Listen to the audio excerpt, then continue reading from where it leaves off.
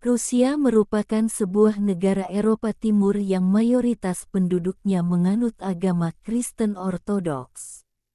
Tetapi, Islam juga tidak terpisahkan dari sejarah negara ini.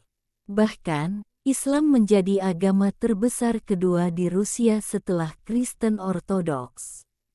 Umat Muslim di Rusia diperkirakan mencapai sekitar 20% dari total populasi Rusia saat ini. Berdasarkan catatan sejarah, masyarakat Muslim awal yang mendiami wilayah Rusia adalah masyarakat Dagestani, yang berasal dari Derben, kota tertua di Rusia. Mereka menjadi Muslim setelah penaklukan Arab pada sekitar abad ke-8. Sedangkan kerajaan Islam pertama di Rusia adalah Bulgaria Volga atau Bulgar yang berdiri pada tahun 992. Bulgaria Volga menjadi negara Islam karena adanya hubungan dengan Kekhalifahan Abbasiyah di Baghdad. Hubungan itu terjalin ketika Raja Bulgar, Yiltuar Almush, memutuskan untuk memeluk Islam dan mendapatkan nama baru, yakni Amir Jafar ibn Abd-Allah. Setelah itu, Islam semakin berkembang luas di Rusia, setelah Bulgaria Volga menaklukkan berbagai wilayah. Selain Bulgaria Volga, ada pula dinasti Golden Horde yang berada di tepi sungai Volga, yang mengalir di bagian barat Rusia. Setelah itu, muncul Kesultanan Kazan, yang lahir dari bekas dinasti Golden Horde dan mengalami kemajuan pada abad ke-15, di bawah kekuasaan Ulu Muhammad. Namun pada 1552, riwayat Kesultanan Kazan berakhir setelah ditaklukkan oleh Ivan keempat dari Tsar Rusia. Sejak itu, Islam mengalami kemunduran. Kemunduran signifikan Islam dimulai sejak periode penaklukan Ivan hingga masa kekuasaan Catherine Agung atau Yekaterina II pada 1762. Pasalnya, umat Muslim banyak dirugikan melalui kebijakan yang diskriminatif dan penghancuran budaya Islam. Kemunduran ini terus berlangsung hingga era Uni Soviet. Pemerintahan komunis sengaja menghambat perkembangan Islam, bahkan hampir seluruh masjid ditutup pada era ini. Meskipun demikian, dengan sejarah panjang Islamnya, beberapa wilayah di Rusia masih menyisakan jejak-jejak keislamannya pada beberapa kelompok masyarakat. Seperti di Dagestan dan Chechnya, di mana tradisi Sufisme sangat kuat. Islam kembali berkembang setelah Uni Soviet runtuh pada akhir 1991. Masa ini dimulai dengan diizinkannya umat Muslim untuk beribadah ke Mekah. Pusat kebudayaan Islam, yang mencakup sebuah sekolah agama, dibuka di Moskow pada tahun 1991. Pada tahun 1995, Persatuan Muslim Rusia yang baru didirikan dan dipimpin oleh Imam Muqaddas, menyuarakan gerakan yang bertujuan untuk meningkatkan pemahaman antar etnis dan mengakhiri kesalahpahaman yang masih ada di Rusia tentang Islam. Pada masa ini pula, jumlah publikasi Islam di Rusia meningkat pesat. Perkembangan Islam di Rusia juga dibuktikan dengan semakin banyaknya bangunan masjid, yang berjumlah sekitar 9.000 lebih. Mayoritas umat Muslim di Rusia menganut Islam Sunni, serta terdapat dua mazhab yang dianut, yakni mazhab Syafi'i dan mazhab Hanafi. Mazhab Syafi'i umumnya dianut oleh umat Islam di wilayah Kaukasus Utara, sementara wilayah di Rusia lainnya menganut mazhab Hanafi. Dengan luasnya populasi Muslim yang berjumlah lebih dari 20 juta jiwa, yang kepadatannya terutama di wilayah Laut Hitam, Laut Kaspia, Afar, Adige, Balkar, Nogay, Chechnya, Circassian dan Ingus. Dengan kompleksitasnya, maka dibentuklah berbagai organisasi-organisasi keislaman. 3 organisasi Islam terbesar di Rusia, yakni 1. Dewan Mufti Rusia. Organisasi ini didirikan pada tanggal 2 Juli tahun 1996 di Moskow. Ketua Dewan adalah pemimpin spiritual Muslim Rusia. 2. Majelis Spiritual Muslim Orenburg. Organisasi ini adalah administrasi agama yang dikendalikan negara di Kekaisaran Rusia, yang memiliki yurisdiksi atas aspek-aspek tertentu dari aktivitas Islam di Siberia, wilayah Volga-Ural, dan sebagian Asia Tengah, termasuk padang rumput Kazakh. Majelis ini didirikan pada 1788 atas perintah Permaisuri Rusia Catherine II.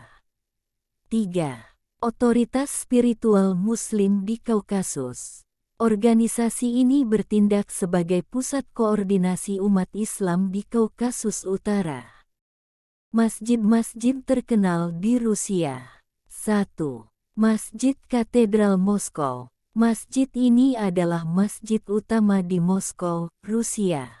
Terletak di Olimpiyskiy Avenue, dekat dengan Stadion Olimpiade di pusat kota Moskow. Struktur aslinya dibangun pada 1904, sesuai dengan desain arsitek Nikolai Zhukov. Rekonstruksi terakhir menghabiskan $170 juta AS. Sebagian besar merupakan sumbangan pengusaha, sekaligus Senator Rusia Sulaiman Kerimov. Sebanyak $25.000 AS disumbangkan oleh Presiden Palestina Mahmud Abbas, atas nama anak-anak Palestina. Setelah renovasi, luas masjid ini bertambah dari 980 meter persegi, menjadi 19.000 meter persegi.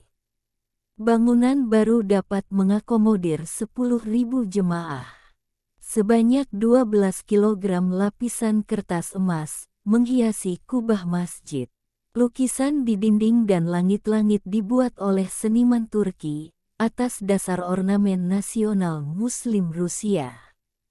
Lampu kristal utama memiliki bobot 1,5 ton, dibuat oleh 50 seniman Turki selama 3 bulan.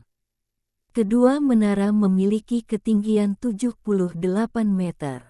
Salah satunya menyerupai Menara Spasskaya Kremlin Moskow, dan yang kedua menyerupai Menara Syuyumbik Kremlin Kazan. Salah satu bagian utama dari masjid adalah kiswah, yang disulam ayat Al-Quran dengan benang emas dan perak, diberikan oleh Raja Arab Saudi kepada Muslim Rusia saat berkunjung ke Moskow. Untuk memorabilia, terdapat lebih dari 300 halaman buku yang berisikan nama seluruh jemaah dan dermawan yang ikut menyumbang biaya pembangunan masjid. Masjid ini juga disebut Masjid Tatar karena jamaahnya sebagian besar terdiri dari etnis Tatar. 2. Masjid Kulsarif. Bukti kehadiran Islam di tanah Kazan merujuk pada penemuan reruntuhan masjid yang diyakini berusia 1000 tahun. Di lokasi ini, kini berdiri sebuah masjid yang diberi nama Kulsarif, dalam bahasa Tatar atau Kulsarif, dalam bahasa Rusia. Masjid ini merupakan salah satu masjid terbesar di Rusia dan di Eropa Timur. Kulsarif merupakan pemimpin dan ulama terkemuka Kazan, yang meninggal bersama muridnya, saat mempertahankan Kazan dari kependudukan Rusia tahun 1552.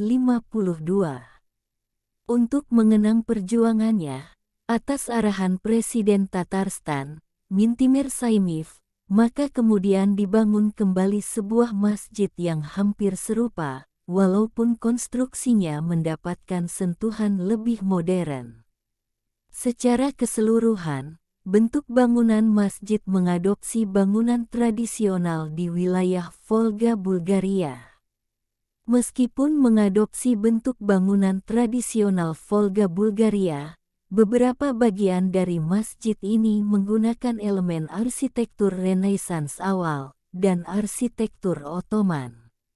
Bangunan Masjid Kul Sarif diresmikan pada tanggal 24 Juli tahun 2005 yang dihadiri ribuan rakyat Tatarstan. Pembukaan kembali masjid ini dijadikan momentum bagi kebangkitan Kazan dan Tatarstan karena bertepatan dengan hari berdirinya ibu kota Kazan yang ke-1000. Biaya yang diperlukan untuk membangun masjid ini sekitar 375 juta rubel, yang sebagian besar berasal dari donasi masyarakat Tatarstan dan sumbangan negara-negara Muslim. Bangunan baru Masjid Kul Sarif ini memiliki 8 buah menara dan 1 kubah utama yang dapat dilihat dari Katedral Saint Basil Moskow. Bangunan Masjid Kul Sarif ini terdiri dari 2 tingkat. Lantai atas merupakan ruang salat, sementara lantai bawah digunakan bagi keperluan pendidikan, museum, maupun administrasi. Dengan mempertahankan beberapa elemen arsitektur pada bangunan lama, kompleks Masjid Kul Sarif dianggap menjadi titik lanskap arsitektur Kazan terpenting. Selain karena kemegahan bangunannya, masjid ini memiliki keunikan lainnya, yaitu berdampingan dengan sebuah katedral. 3. Masjid Lala Tulpan. Masjid ini terletak di Ufa, Baskortostan, Federasi Rusia. Nama masjid ini berarti bunga tulip yang bermekaran. Penamaan itu melukiskan keindahan bangunan yang berwarna dominan merah dan putih. Bentuk menara dan atap Masjid Lala Tulpan bagaikan kelopak bunga tulip. Menara masjid ini juga merupakan yang tertinggi ketiga di antara menara-menara masjid Rusia. Pada 2001, Presiden Vladimir Putin mengadakan pertemuan dengan ulama besar Rusia, Talgat Tazudin, dan mubalik-mubalik lainnya, untuk membahas kebinekaan dan harmoni di negara berjuluk negeri beruang merah itu. Masjid Lala Tulpan tergolong unik bila dibandingkan dengan masjid-masjid pada umumnya. Bentuk atapnya bukan kubah, dan jika dilihat dari atas, atap masjid tersebut menyerupai pola bunga tulip yang sedang mengembang. Cita rasa tradisional mihrab dan mimbarnya mengikuti corak khas Tatar, suku bangsa mayoritas Muslim di Rusia dan Asia Tengah. Desain futuristik ini merupakan karya wakil Davliatshin, yang pembangunannya dimulai sejak 1990. Pada tahun 1998, masjid ini dibuka untuk umum, dengan kapasitas mencapai 1.000 jamaah. 4. Masjid Saint Petersburg. Masjid ini terletak di kota Saint Petersburg, yang merupakan kota kedua terbesar di Rusia. Pada tahun 1907, penguasa Rusia saat itu, Tsar Nicholas II, memberikan izin pembangunan masjid ini, sebagai penghargaan atas kontribusi warga Muslim yang turut membangun kota Saint Petersburg. Tsar Nicholas II pernah berkunjung ke Hindia Belanda pada tahun 1890 saat masih berstatus sebagai putra mahkota. Masjid ini lalu mulai dibangun pada 1910 oleh pekerja Muslim yang berasal dari kawasan selatan Soviet seperti Dagestan, Kazakhstan, Tajikistan, dan Turkmenistan. Masjid ini merupakan karya Nikolai Vasilyev dengan kapasitas 5.000 jemaah. Masjid ini terinspirasi dari arsitektur makam Timur Leng di Samarkand.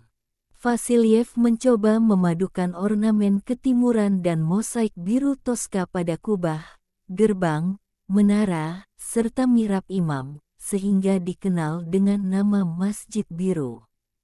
Masjid ini secara resmi dibuka pada 1913. Dana terbesar pembangunan masjid ini berasal dari Said Abdul Ahad, Emir Bukhara, Uzbekistan. Peletakan batu pertama pembangunan masjid dilakukan pada tanggal 3 Februari tahun 1910, diantaranya dihadiri oleh Muhammad Alim Khan, Duta Besar Kekhalifahan Ottoman, serta Tevkelev, pemimpin partai Muslim di Parlemen Rusia. Pada masa berkuasanya Uni Soviet, hampir semua tempat ibadah seluruh agama, baik Kristen Ortodoks, Kristen, Katolik, Islam, Yahudi, Buddha, ditutup dan dialihfungsikan. Ada yang menjadi rumah sakit, asrama, penjara, dan lain-lain. Masjid Biru saat itu ditutup pada 1940 dan dialihfungsikan menjadi gudang medis.